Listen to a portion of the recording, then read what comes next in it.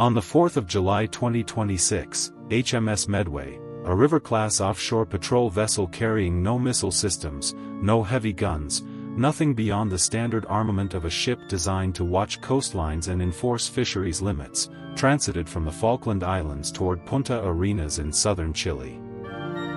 A routine logistics run. The kind of passage that happens dozens of times a year in those waters without comment. Argentina's foreign ministry chose to comment. Buenos Aires delivered a formal protest to the British embassy in Argentina, describing the transit as an illegal military incursion into Argentine territorial waters, and then timed the release of that complaint to land alongside Argentina's World Cup semi-final victory over England, fusing football and geopolitics into a single carefully calculated provocation. It was a reminder, delivered with a footballer's flourish, that the South Atlantic has never been a quiet place for the Royal Navy. And it was not the first time that a single, lightly armed British ship in those waters had produced consequences entirely out of proportion to her size or armament. 44 years earlier, a vessel far smaller than HMS Medway, a red-hulled ice patrol ship operating on a budget that the Ministry of Defense considered an embarrassment, demonstrated something the Argentines understood very clearly and that Whitehall, at a critical moment, did not: that presence is power, and absence is an invitation.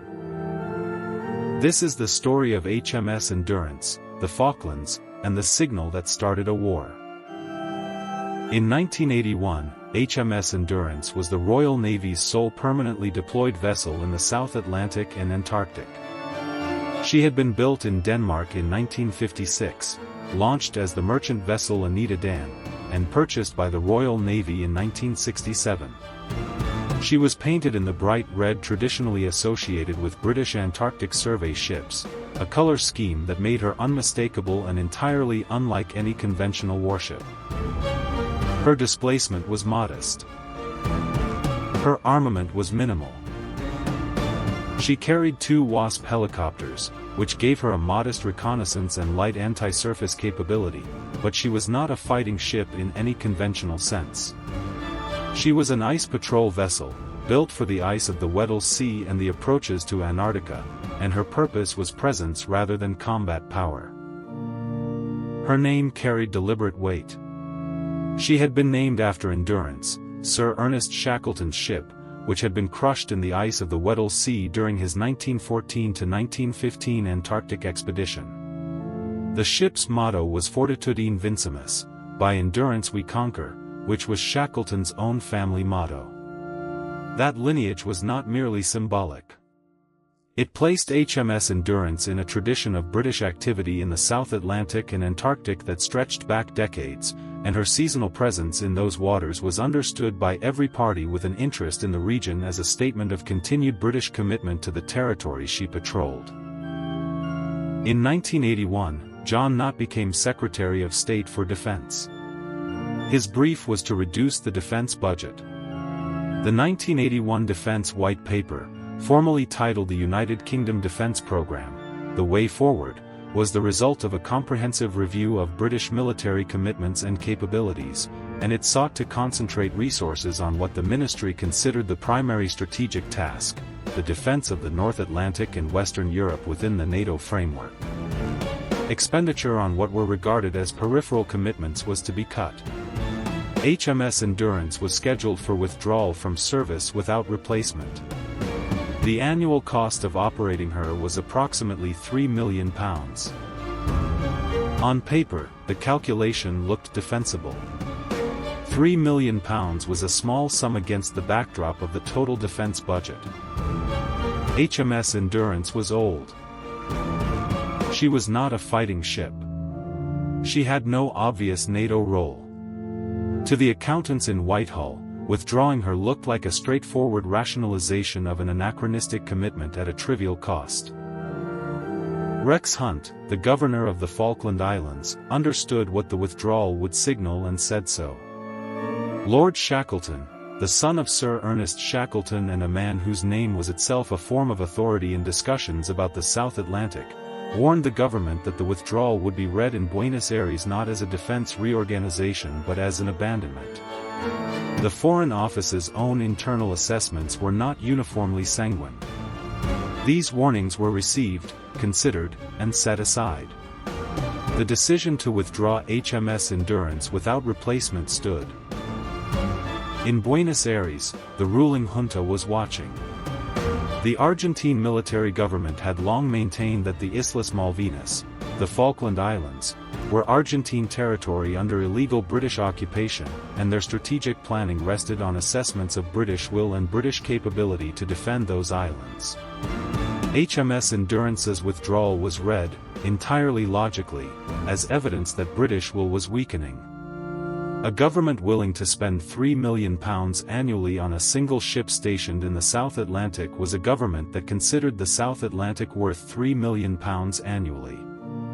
A government that would not spend that sum was a government that had decided, at some level, to let the commitment atrophy. The junta drew the obvious conclusion. The sequence of events that followed was not instantaneous, but it was direct. In December 1981, a more aggressive faction within the Argentine junta, led by General Leopoldo Galtieri, consolidated power. The planning for an Argentine military operation to seize the Falklands, which had existed in various forms for years, began to acquire momentum and timetable. The calculation was not simply that Britain could not defend the islands. It was that Britain had signaled it would not. And then, in March 1982, a group of Argentine scrap metal workers landed on South Georgia, the remote British overseas territory approximately 1,300 kilometers to the east-southeast of the Falklands, and raised an Argentine flag. The stated purpose was salvage work on an old whaling station at Leith Harbour. The actual significance was that Argentina was testing the perimeter. The workers had been transported to South Georgia by an Argentine naval vessel, the ARA Bahia Buen Suceso. They had not obtained the required entry permits from British authorities. The flag they raised was not accidental. HMS Endurance was in the region. She had been ordered to South Georgia to monitor the situation, and her presence there, her Wasp helicopters, her small Royal Marine detachment, her capacity to observe and report, represented exactly the kind of low-level deterrent that her designers had envisioned. But she was already a ship under sentence. The decision to withdraw her had been made. Her deployment to South Georgia was, in a sense, one of her final operational acts as a committed presence rather than a visiting one.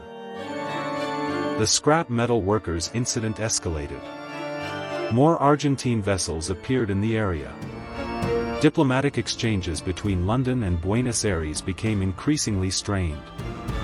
The British response was characterized by a reluctance to escalate, a concern about proportionality, and, crucially, a persistent underestimation of Argentine intent. The assumption in London was that this was a managed crisis, susceptible to negotiated resolution. In Buenos Aires, the assumption was that the British had already decided to leave. If the story of how a £3 million decision signaled an abandonment that a determined adversary found entirely credible is the kind of history worth understanding, then this channel is where that history lives. Subscribing ensures the next ship's story reaches you when it does. On the 2nd of April 1982, Argentine forces invaded the Falkland Islands. The garrison at Stanley consisted of approximately 80 Royal Marines of Naval Party 8901 under the command of Major Mike Norman, who had only just taken over from his predecessor Major Gary Nutt days before the invasion. The Argentines landed several hundred troops in the initial assault. The Marines fought, they inflicted casualties on the Argentine Special Forces attacking Government House, and Major Norman's men put up a resistance that was militarily credible given the disproportion of forces, but they could not hold Stanley.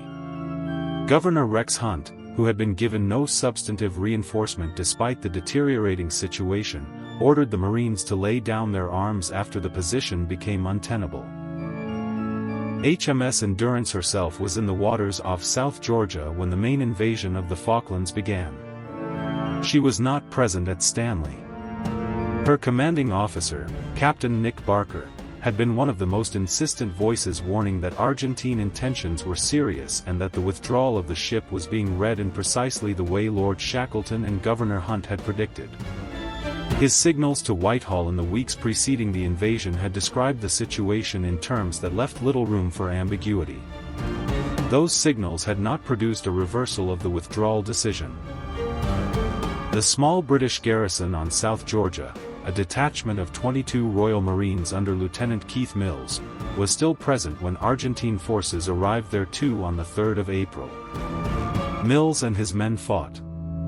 They engaged Argentine forces with small arms, machine guns, and 66mm anti-armor weapons, and they inflicted meaningful casualties before being ordered to surrender. The frigate ARA Guerrico was damaged by their fire. An Argentine helicopter was also hit.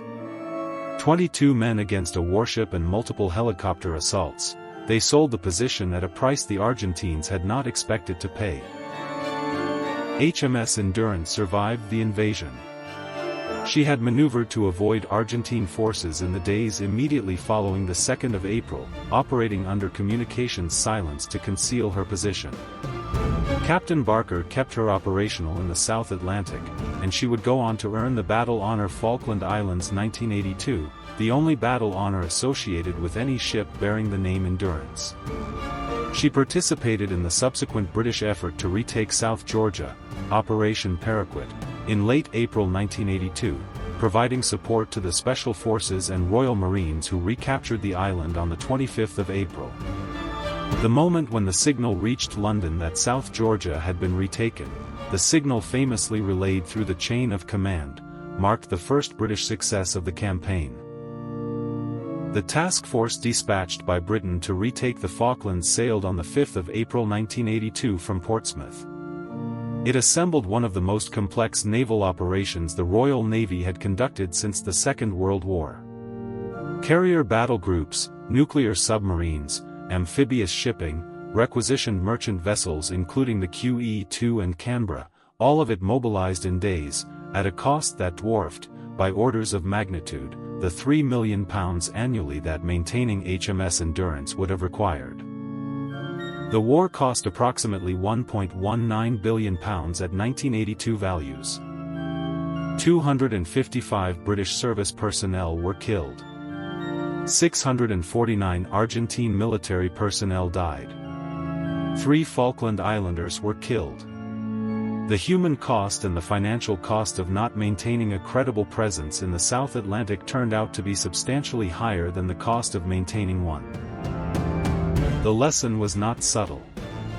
A single vessel, even an elderly, red-painted ice patrol ship with a modest armament and a running cost of £3 million per year, represented something that a balance sheet could not capture.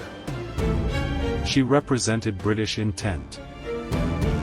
Her withdrawal communicated the opposite of intent.